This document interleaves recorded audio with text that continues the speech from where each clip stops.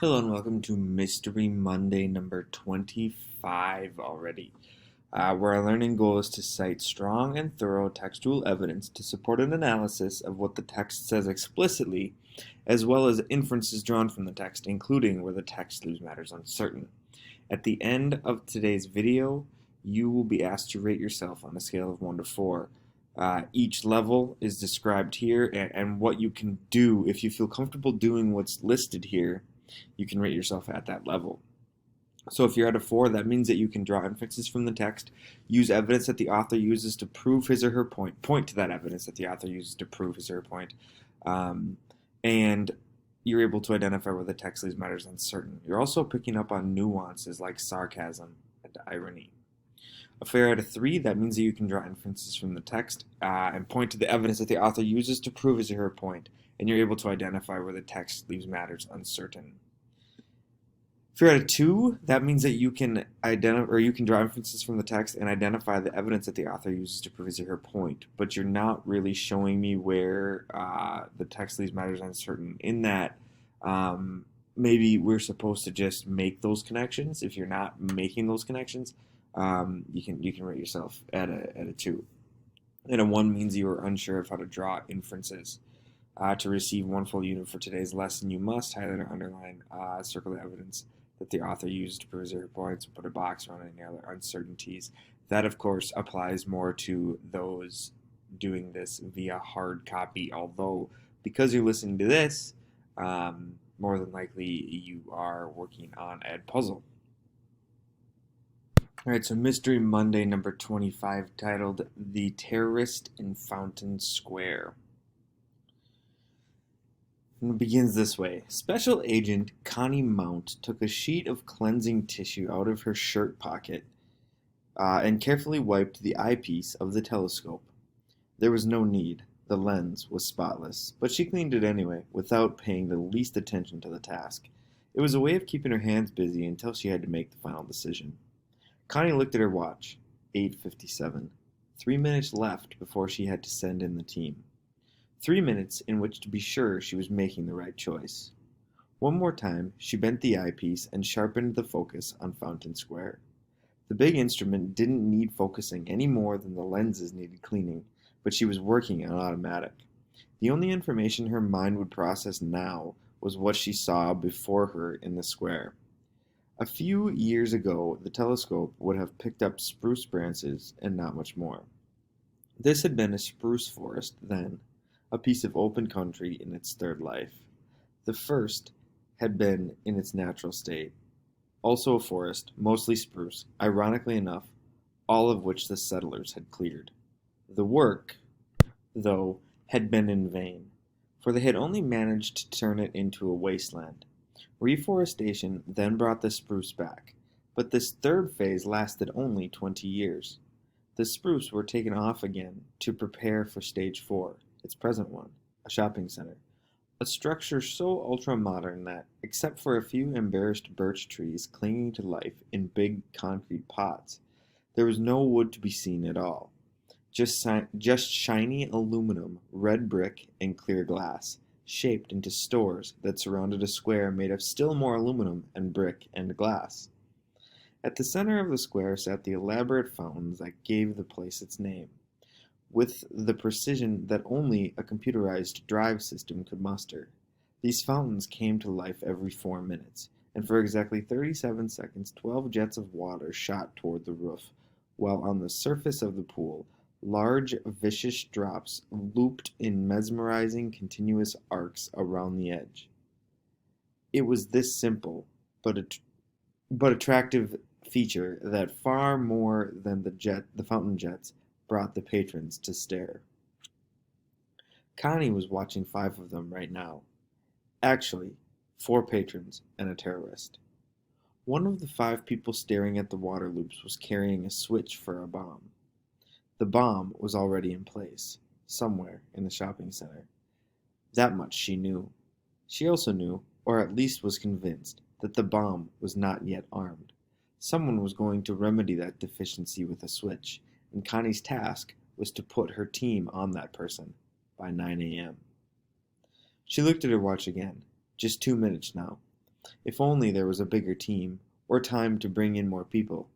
Then she'd simply scoop up all five. That was one way to be sure. But there wasn't a bigger team and there wasn't more time. She had three agents concealed in three different stores around the fountain. Connie herself would be a fourth, but participating in the scoop would blow her cover. Even then, the best she could hope for would be to get four of the five people in the square. No, a mass grab was no good. The team had to get the right person, and there would be only one chance to do it.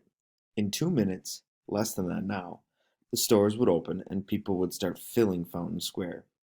All five down there could scatter in seconds if they chose to.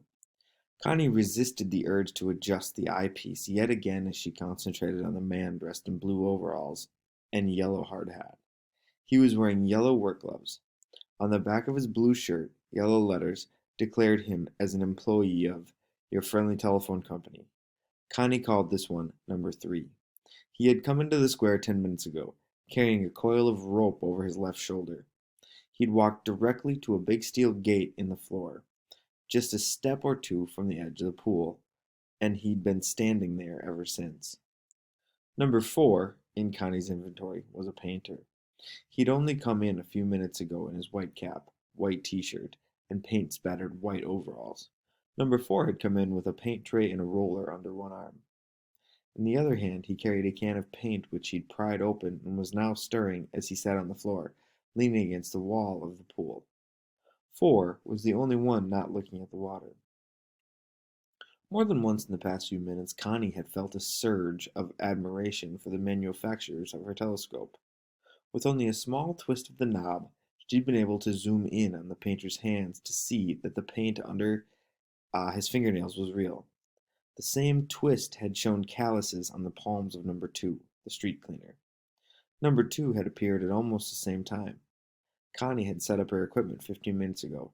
He carried a canvas bag over his shoulder, and in his hands a short broom and an hinged shovel. There had been only a few pieces of litter to gather up, and now, like number 3 and number 4, he had parked himself by the fountain.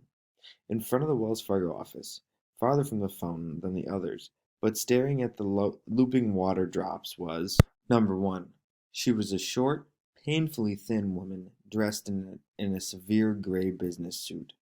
On the pavement beside her, the polished finish on her briefcase reflected the halogen lighting panels that beamed from the top of each storefront.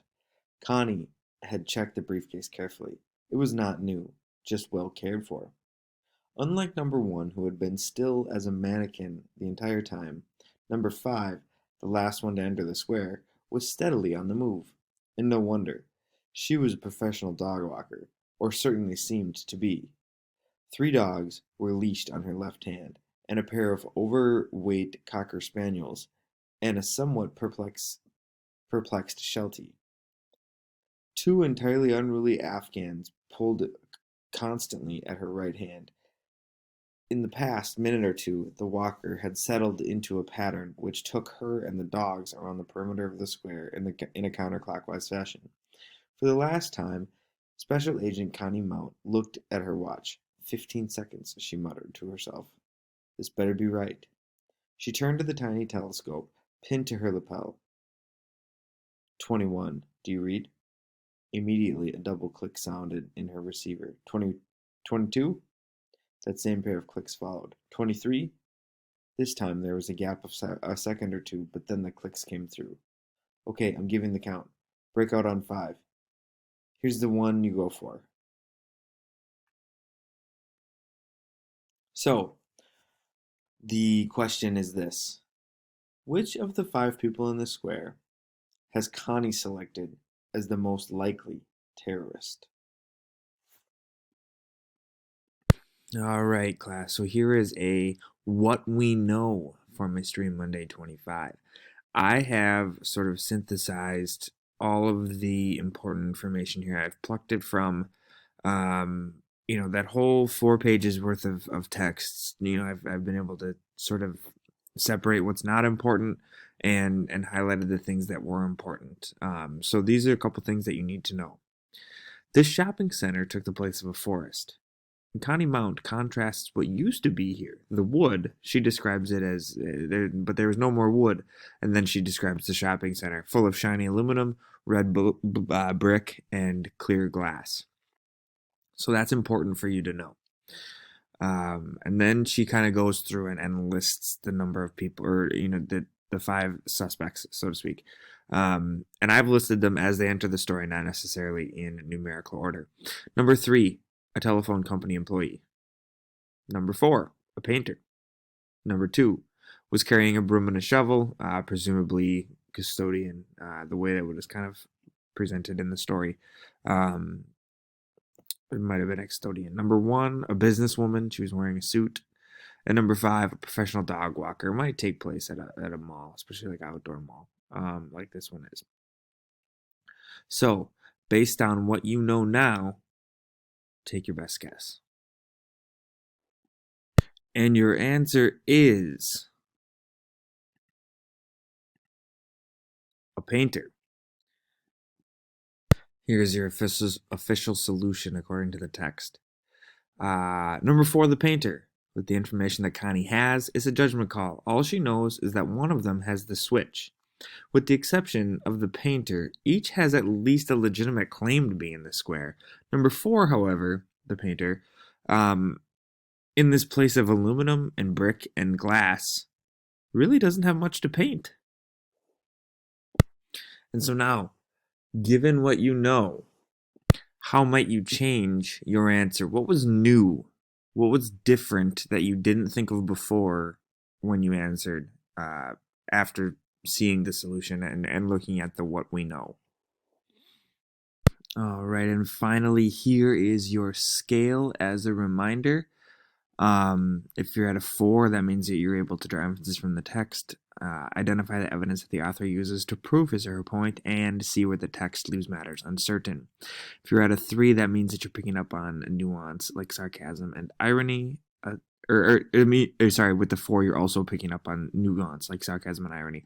A 3 means that you're able to do all of this stuff, but you're missing out on some of that nuance.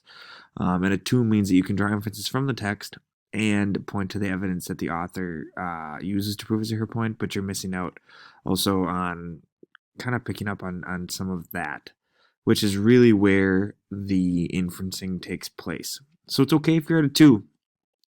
You're picking up on important stuff. You're at comprehension stage, and that's what we use to build. That's a building block to getting to number 3 and really understanding those inferences. So let me know if you're at a 2, because a 2 means that I can do better to help explain this stuff. And a 1 means that you are unsure of how to draw inferences, and that's fine too. That's something that you and I might talk about if you feel more that you're at a 1. So again, here's your scale.